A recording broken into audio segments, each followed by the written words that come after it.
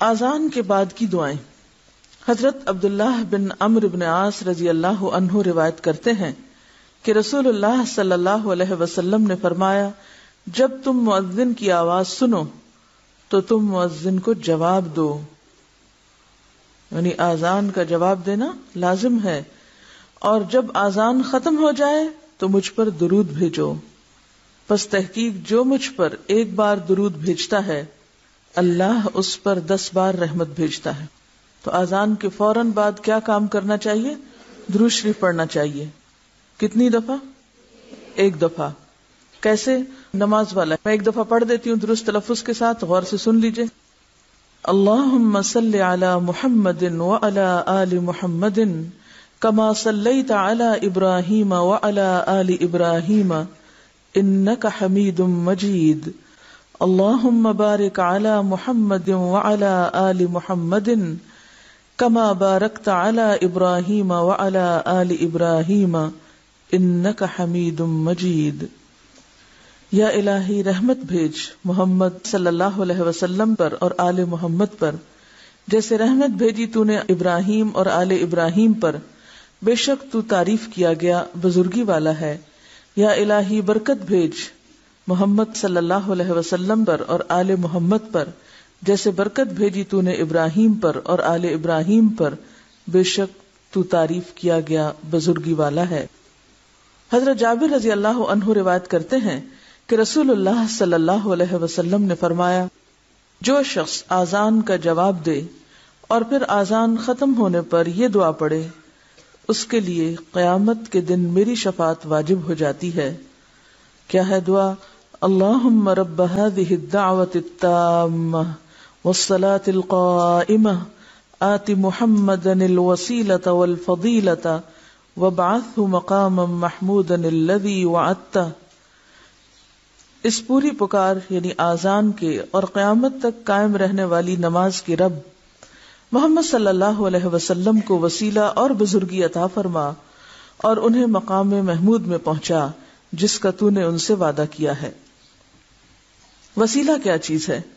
وسیلہ کے متعلق خود رسول اللہ صلی اللہ علیہ وسلم فرماتے ہیں، تحقیق وسیلہ بہشت میں ایک درجہ ہے، یعنی ایک مقام ہے جو صرف ایک بندے کے لائق ہے، یعنی ایک خاص اسپیشل جگہ ہے جس میں صرف ایک ہی شخص جا سکتا ہے، اور میں امید رکھتا ہوں کہ وہ بندہ میں ہی ہوں، پس جس نے آذان کی دعا پڑھ کر اللہ سے میرے لیے وسیلہ مانگا اس کے لیے میری یعنی حضور صلی اللہ علیہ وسلم کی شفاعت واجب ہو گئی۔ نبی صلی اللہ علیہ وسلم کے ارشاد سے معلوم ہوا کہ وسیلہ بہشت کے ایک بلند و بالا درجے کا نام ہے۔ دعائے آذان میں اضافہ۔ مسنون دعائے آذان میں بعض لوگوں نے چند الفاظ بڑھا رکھے ہیں اور وہ الفاظ مروجہ کتب نماز میں بھی موجود ہیں۔ دعائے مسنونہ کے جملہ والفضیلہ کے بعد والدرجۃ الرفیعہ کی زیادتی کرتے ہیں اور آگے وعدتہ ہو کہ خالص دودھ میں ورزقنا شفاعتہ یوم القیامہ کا پانی ملا رکھا ہے، اور پھر اخیر میں مسنون دعا کے اندر یا ارحم الراحمین کی آمیزش ہے۔ افسوس، کیا نبی صلی اللہ علیہ وسلم کی بتائی ہوئی دعا میں یہ خامی رہ گئی تھی جو بعد کے لوگوں نے اپنے اضافے سے پوری کی؟ مسلمانوں کو رسول اللہ صلی اللہ علیہ وسلم کے فرمان پاک میں کمی یا زیادتی کرنے کے تصور سے کانپ اٹھنا چاہیے، یعنی ہمارا کوئی مقام نہیں کہ ہم اپنی طرف سے اضافے کریں۔ نبی صلی اللہ علیہ وسلم نے رات کو باوضو ہو کر سونے سے پہلے پڑھنے کے لیے ایک دعا بتائی۔ حضرت براء بن عازب رضی اللہ عنہ نے پڑھ کر سنائی تو بنبی کا کی جگہ برسول کا یعنی نبی کی جگہ رسول کہا تو نبی صلی اللہ علیہ وسلم نے فرمایا، میرے بتائے ہوئے لفظ نبی کو رسول سے مت بدلو بلکہ بنبی کا ہی کہو، یعنی حتیٰ کہ دعاؤں میں بھی آپ نے الفاظ کو بدلنے کی اجازت نہیں دی الا یہ کہ آپ نے خود ہی 2 مختلف طریقوں سے ایک چیز بتائی ہو۔ حضرت سعد بن ابی وقاص روایت کرتے ہیں کہ رسول اللہ صلی اللہ علیہ وسلم نے فرمایا، جو شخص مؤذن کی آذان سن کر یہ دعا پڑھے تو اس کے گناہ بخش دیے جائیں گے۔ دعا یہ ہے، اشہد ان لا الہ الا اللہ وحدہ لا شریک لہ وان محمدا عبدہ ورسولہ رضیت باللہ ربا وبمحمد رسولا وبالاسلام دینا۔ میں گواہی دیتا ہوں کہ اللہ کے سوا کوئی سچا معبود نہیں، وہ ایک ہے، اس کا کوئی شریک نہیں، اور حقیقت میں محمد صلی اللہ علیہ وسلم اس کے بندے اور رسول ہیں۔ میں اللہ کے رب ہونے اور محمد صلی اللہ علیہ وسلم کے رسول ہونے اور اسلام کے دین ہونے پر راضی ہوں۔ اذان و اقامت کے کچھ اور مسائل۔ ہر نماز کے وقت اذان دینی چاہیے۔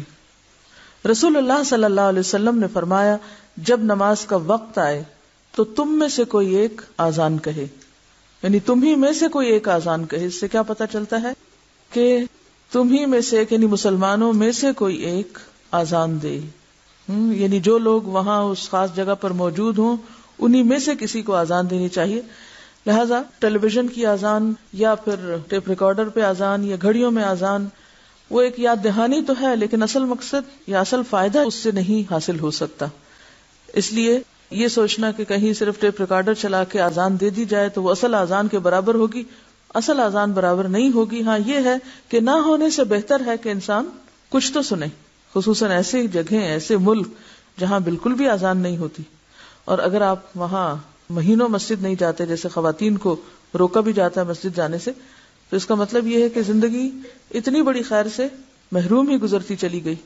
تو اس لیے ضروری ہے کیا کہ انسان پھر کوئی آلٹرنیٹ تلاش کرے۔ حضرت بلال رضی اللہ عنہ سے مذکور ہے کہ وہ اذان کہتے ہوئے کانوں میں انگلیاں ڈالتے تھے، اذان کہتے ہوئے کانوں میں انگلیاں ڈال لیتے تھے، کیونکہ بلند آواز سے پکارنا ہوتا تھا نا۔ حی علی الصلاح کہتے وقت منہ دائیں طرف پھیریں اور حی علی الفلاح کہتے وقت بائیں طرف، لیکن سینہ نہیں، صرف گردن موڑنا ہوتی، یعنی یہ نہیں کہ آپ پورے کے پورے خود بھی ادھر مڑ جائیں، نہیں۔ حضرت عثمان بن ابی العاص رضی اللہ عنہ کی روایت ہے کہ نبی صلی اللہ علیہ وسلم نے ان کو ان کی قوم کا امام مقرر کیا اور فرمایا، واتخذ مؤذنا لا یأخذ علی آذانہ اجرا، کہ مؤذن وہ مقرر کر جو اپنی آذان پر مزدوری نہ لے، یعنی اللہ کا نام بلند کرنے پر اجرت نہ لے۔ مؤذن وہ مقرر کرنا چاہیے جو بلند آواز والا ہو۔ حضرت عبداللہ بن زید کہتے ہیں کہ رسول اللہ صلی اللہ علیہ وسلم نے انہیں فرمایا، بلال کو آذان سکھاؤ کیونکہ وہ تم سے بلند آواز ہے۔ یعنی ہر کام یا ڈیوٹی اسی شخص کے سپرد کی جانی چاہیے جو اس کا اہل ہو، اس میں ڈسکریمنیشن کی بات نہیں، اور ہر کام ایک ہی شخص نہیں کر سکتا۔ اللہ نے مختلف لوگ مختلف صلاحیتوں کے ساتھ پیدا ہی اس لیے کیے ہیں کہ وہ مل جل کر دنیا کا نظام چلائیں، چاہے وہ دین سے متعلق کوئی چیز ہو یا دنیا سے متعلق۔ ایک صحابیہ رضی اللہ عنہا فرماتی ہیں کہ مسجد کے قریب تمام گھروں سے میرا مکان اونچا تھا، یعنی ہائٹ زیادہ تھی، اور حضرت بلال اس مکان پر چڑھ کر فجر کی اذان دیتے تھے۔ تو اس سے یہ بھی پتہ چلتا ہے کہ اذان بلند جگہ سے دینی چاہیے، کیونکہ اس سے آواز زیادہ پھیلتی۔ جب انسان کسی کمرے کے اندر یا مکانوں کے بیچ میں کھڑا کر دیتا تو دیواریں اور باقی چیزیں جو ہیں وہ آواز کو پھیلنے سے روک دیتی ہیں، اور اس طرح وہ اصل مقصد پورا نہیں ہوتا۔ حضرت عبداللہ بن عمر رضی اللہ عنہ روایت کرتے ہیں کہ رسول اللہ صلی اللہ علیہ وسلم نے ایک آدمی کو فرمایا، جیسے مؤذن کہتا ہے تو بھی اسی طرح جواب دے، پھر جب تو جواب سے فارغ ہو جائے تو دعا مانگ، تو دیا جائے گا۔ تو اس سے کیا پتہ چلتا ہے کہ اذان کا جواب دینے کے بعد دعا قبول ہوتی۔